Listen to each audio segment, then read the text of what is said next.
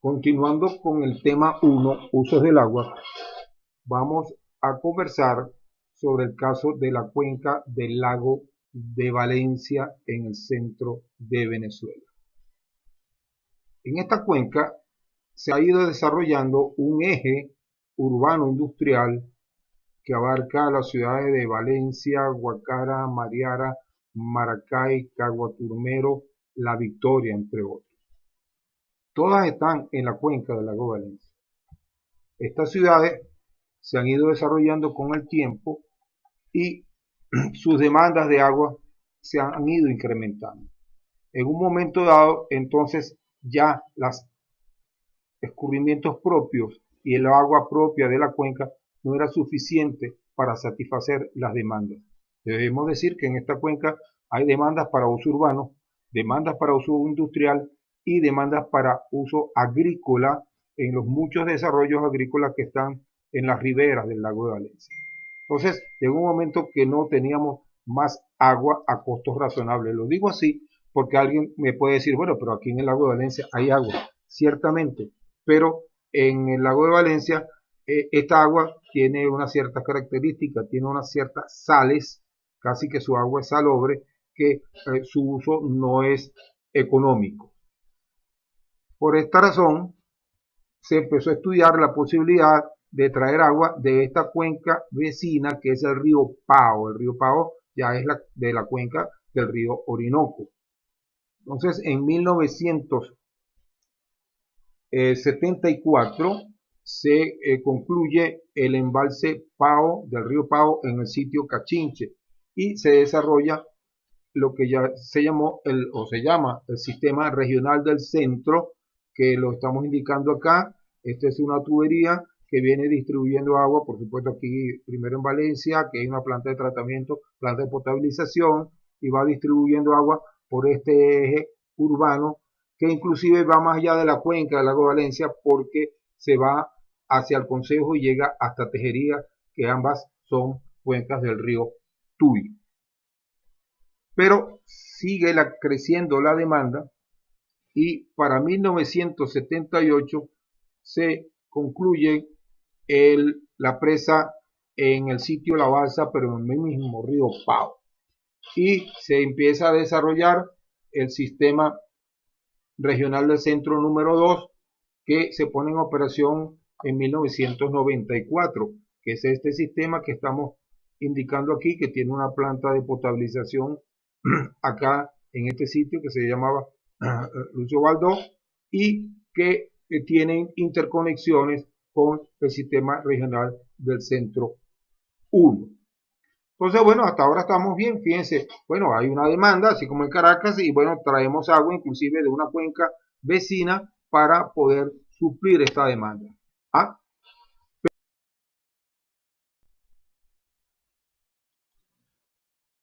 Así, los desarrollos del sistema regional del centro y regional del centro 1 y regional del centro 2 nos ayudaron a solucionar el problema de demanda, pero nos han traído un problema distinto. Fíjense, el escurrimiento medio de la cuenca del lago de Valencia es de 8.3 metros cúbicos por segundo. Es el agua que le llega al lago de Valencia. Sin embargo, con esos trasvases de los que hemos hablado, del Pao Cachinche regional del centro 1 y Pao La Balsa regional del centro 2, estamos ingresando a la cuenca del lago de Valencia 7.5 metros cúbicos por segundo y 7.2 metros cúbicos por segundo, sumado a los 8.3 que tiene el propio lago. Entonces eso nos ha llevado a el siguiente problema. La situación siguiente. Fíjense en este gráfico. Aquí hay unos números que yo no sé si son muy ciertos, pero vamos a ver, para 1800 y pico, la cuota del lago de Valencia estaba como en 416, y aquí vemos inclusive 417. Pero ese nivel fue bajando, como ustedes lo están viendo acá, y llega un momento que empieza a subir nuevamente. Vamos a hacer una pequeña historia sobre este asunto, pero más corta. Fíjense, para el año 1900, la cota estaba en el orden de los 414 metros sobre el nivel del mar, la cota del lago, que es la que está ahora. Vamos a partir de acá. cota 414 y cota 414. Esto estaba un poquito antes de 1900. Ya para 1935, la cota había bajado a 410, más o menos a 410. O sea, en 35 años, la cota había bajado 4 metros. Vamos a seguir con la historia. Para 1900, alrededor de 1955, ¿okay?, la cota estaba más o menos estabilizada en 409. Es decir, que en esos 20 años había bajado 1 metro. Ok, seguimos. Entre 1955 y 1978, acá, ¿okay?, 23 años, y en esos 23 años el nivel del agua descendió a 401, es decir, descendió 8 metros. Debemos indicar que fíjense que esto fue en el año 78, pero ya en 1974 se había puesto en funcionamiento el sistema regional del centro. O sea, ya estamos trayendo agua importada. Pero claro, aquí vamos a ver rápidamente, todo este descenso del nivel, además de deberse a condiciones, algunas condiciones climáticas particulares, también hay que señalar que los desarrollos agrícolas en las riberas del lago fueron siempre incrementando, y aquí los desarrollos urbanos, industriales y agrícolas fueron incrementando. Cuando empezamos a ingresar nuevas aguas del Pao Cachinche, bueno, todavía probablemente le faltaba tiempo para estabilizarse, pero llega a su nivel más bajo, como dijimos, en el año 1978. A partir de ahí, y vamos a decir así, hasta el 2000, ya en el año 2000, el nivel del embalse se había recuperado hasta la 407, o sea, subió 6 metros en 22 años. Y para terminar la historia esta, del 2000 al 2020, estos 20 años, ya el embalse, el lago Valencia, se vuelve a llevar a la cota 414. Vamos a ver esto ahora desde el punto de vista de desarrollo urbano. ¿Qué pasa? Bueno, fíjense que el nivel fue bajando durante muchos años. Entonces, más o menos en un momento dado, en la época de los 60, se acuerda de que puede haber desarrollos urbanos, industriales y agrícolas, hasta urbanos industriales. Los agrícolas siempre siguieron hasta donde llegara el lago. Por ejemplo, aquí, pues, los desarrollos agrícolas avanzaron también en la medida que se retiraban las aguas. Pero en un momento dado se estableció que por debajo de la cota 409 o 408, yo no me acuerdo exactamente, no se permitía hacer desarrollos urbanos e industriales por debajo de estas cotas. Entonces, suponiendo que esta era la meta, bueno, se siguen haciendo explotación de las aguas y sigue bajando la cota. Llega un momento que por el ingreso de las aguas de trasvase y por condiciones climáticas, etcétera, que habría que verle más detalle, pero se empieza a recuperar el lago. Se empieza a recuperar el lago, y fíjense que entonces ya aquí está nuevamente en cota 408, 409 en el año 2000. Hay que indicar otra cosa: a partir del año 2000, por X razones, los desarrollos agrícolas e industriales alrededor del lago Valencia se ven afectados y hay menos uso del agua, pero sigue el trasvase. Entonces, eso es una de las razones para que este nivel de agua siga subiendo y siga subiendo. Fíjense que ya estando por encima de la 408, 409, ya estamos en nivel de peligro y estamos afectando una serie de desarrollos urbanos, industriales y agrícolas alrededor del lago. Ante esa problemática, ya en 1987, el ingeniero Bolinaga, que es el libro que ustedes están usando de texto, hace un primer estudio general y, bueno, indica aquí los trasvases de Pao Cachinche en negro y Pao La Balsa, y las posibles salidas de agua tanto hacia el río Pao, hacia las trincheras, hacia Ocumare, hacia el Tuy o hacia el Guárico. Él indica pues el peligro de reuso, estamos hablando del año 87, pero sin embargo específicamente indica que bueno, recomienda seguir, investigar y ampliar la reutilización del agua para el análisis más detallado de estas alternativas de trasvase o de liberar el agua para bajar el nivel del embalse.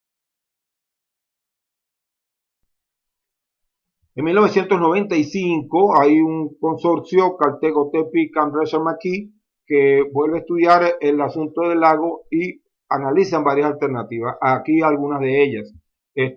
Las amarillas es aquí llevar agua hacia el río Trincheras. Esta que no requiere ni bombeo ni tratamiento previo es descargar las aguas a la cuenca del río Ocumare. Y aquí hay dos en flechas azules que se plantearon asumiendo que un tratamiento de las aguas, previo tratamiento de las aguas, hacer un bombeo y en este caso trasvasar a la cuenca del río Pao y caer el agua al Pao Cachinche. Acá un tratamiento en una planta de tratamiento en el embalse Taiwaiwai y su trasvase hacia la cuenca del Tucutunemo, que es afluente del Guárico y que cae a Camatagua. Eso se estudiaron, eso todavía inclusive hay discusiones a favor o en contra. También hay un trasvase hacia el TUI, que lo vimos anteriormente, pero que no se propone o no se selecciona aquí en el estudio Cambridge-McKee. Lo que queremos señalar es que, bueno, fíjense, por uso del agua, hemos tratado de solucionar un asunto, pero hemos creado otro problema. Lo que queremos decir es que entonces hay que ver los análisis hidráulicos de desarrollo urbanos, agrícolas, industriales de los países en forma integral. Hacer realmente análisis integral de toda la situación. Acá una foto del lago de Valencia. Esto es cerca de la población, creo que esta se llama La Punta, un barrio en Valencia, unos barrios en Maracay, perdón. Miren cómo provisionalmente aquí están puestos bolsacretos o sacos de arena, no sé, para protegerse urgentemente del lago de Valencia. Esta situación sigue siendo grave. Aquí vemos en este barrio que se llama creo que se llama La Punta, miren cómo está viviendo la gente, vean estos jóvenes aquí caminando con esta situación de prácticamente inundación total del área urbana. Ok, seguimos hablando del uso del agua. Necesitamos el uso del agua, en este caso para abastecimiento urbano. Ok, entonces queremos conocer cuánta agua vamos a requerir. Se vamos a hablar de demanda. ¿Cuál es la demanda de agua? El volumen de agua que razonablemente debería suministrarse a un área urbano para una fecha. Vamos a imaginarnos que estamos trabajando a 2040. Bueno, ¿cuánta agua necesitamos para esa fecha? Y la demanda en líneas generales es multiplicando la población para esa fecha por la dotación. ¿Okay? ¿Qué es la población? Bueno, la población será el número de habitantes según los planes de desarrollo urbano regionales que se tengan para esa área que estamos estudiando. Ahora, la dotación, porque dijimos aquí era población por dotación. Entonces, ¿qué es la dotación? Es la cantidad de agua deseable que debe disponer un área urbana por cada habitante. ¿Ok? Tengo tantos habitantes por una dotación que asignamos y eso nos va a dar la demanda al año 2040, 2050, etc. Aquí hay un término que es bueno indicarlo, que es consumo. Es el volumen, porque muchas veces se confunde consumo con demanda. Es distinto, el consumo siempre es menor que la demanda. ¿Por qué? Porque es el volumen de agua que realmente está consumiendo un área urbana a una fecha. Podemos decir que para tal área urbana la demanda era de 2.000 litros por segundo, pero si no hay agua de 2.000 litros por segundo, sino lo que hay son 1.500, pues el consumo es 1.500 y la demanda será los 2.000. El valor de la dotación es bien importante. Y para determinar la dotación hay una serie de factores.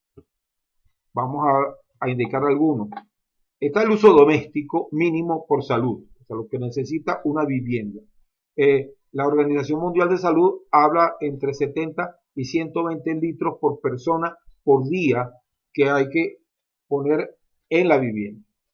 Pero como estamos hablando de fuentes de agua y aducciones y macro y almacenamiento y embalse, bueno, no solamente es el agua que vamos a llevar a la casa, sino es el agua que vamos a llevar a la ciudad. Entonces, se requiere el tamaño de la ciudad y cuál es el plan de desarrollo urbano de la ciudad. También se requiere conocer si hay micromedición, facturación y cobranza, como vamos a ver en un gráfico posterior. Claro, tenemos que medir el agua, porque si no medimos el agua, difícilmente la podemos facturar y cobrar. Hay que medirla, pero, y si la medimos, pero no la facturamos y la cobramos, también estamos mal. O sea, hay que medir el agua que se entrega a los usuarios, hay que facturársela y hay que cobrársela. Y hay que tener un precio del agua que sea razonable, porque si el precio es cero, es regalado, pues la gente no cuide el agua. Entonces, lo que habíamos hablado en una de las láminas anteriores, hay desperdicio, porque no te importa, porque si el agua te cuesta prácticamente nada, no cuidas el agua en tu industria o en tu casa o en tu oficina. También, por supuesto, incluye los tipos de industria y comercio de ese desarrollo urbano, el clima, el nivel de vida de las distintas zonas urbanas y las pérdidas de agua. Es muy importante que tengamos en cuenta las pérdidas de agua, como vamos a ver un poquito más adelante. También debemos destacar la disponibilidad de agua, es decir, bueno, no es lo mismo diseñar un agua en el medio de una ciudad, en el medio de un desierto, que en un sitio donde hay muchísima agua. Pues eso hay que tomarlo en consideración para la dotación. Pero al final, nosotros trabajamos con una dotación global, es decir, cuántos litros por persona por día vamos a asignar a este desarrollo urbano una vez que hagamos todos los estudios. También usamos, por supuesto, valores registrados en zonas urbanas que conocemos. Para ver si aclaramos un poquito este concepto, vamos a ver rápidamente este ejemplo de Caracas. Bueno, miren, tenemos un caudal medio de entrada para el año 1999 de 18.000 litros por segundo. Asumimos que la ciudad tenía 4 millones de habitantes. La dotación global serán el número del caudal que estamos suministrando entre la población. En este caso nos da una dotación global de 389 litros por persona por día. Pero fíjense una cosa, que si las pérdidas estimadas son del 40%, entonces nosotros lo que realmente le estamos dotando a la persona es el 60% de lo que estamos produciendo. O sea que la dotación es 233 litros por persona por día. Aquí doy unos números que no lo voy a ir en detalle, pero asumiendo el año 2020. Asumo esto porque no conocemos realmente el valor, pero finalmente aquí terminamos con una dotación de 155 litros persona día. Vemos valores medios que se usan en Latinoamérica. Aquí vemos que Colombia usa una dotación menor a 200 litros por segundo, que Panamá usa una dotación del orden de los 480 litros litros por persona por día, y Venezuela estamos trabajando con el orden de los 460 litros por persona por día. Ni se diga otros países como Haití, que se trabaja, aunque no lo crean, con valores menores de 100 litros por persona por día. Aquí un ejemplo, rápidamente, fíjense, aquí tienen ciudades de Latinoamérica con 30% de micromedición. Llamamos micromedición, facturación y cobranza. Y aquí con un 69% de micromedición y aquí con 96% de micromedición. Fíjense las relaciones que hay entre el agua, el consumo. Los consumos son más o menos igual, ¿ok? Claro, aquí hay poca medición, el consumo es mayor, pero para que una vivienda que consuma casi 38 metros cúbicos por mes, y si tiene una agua no contabilizada, vamos a simplificarlo porque no es el alcance de esta clase, una pérdida del orden de aquí del 30%, entonces tenemos que producir toda esta cantidad de agua que está acá. Pero si en el caso extremo, con mucha micromedición, facturación y cobranza, bueno, fíjense que entonces la gente consuma acá 30, como las pérdidas son pocas, tenemos que producir menos. Eso es bien importante.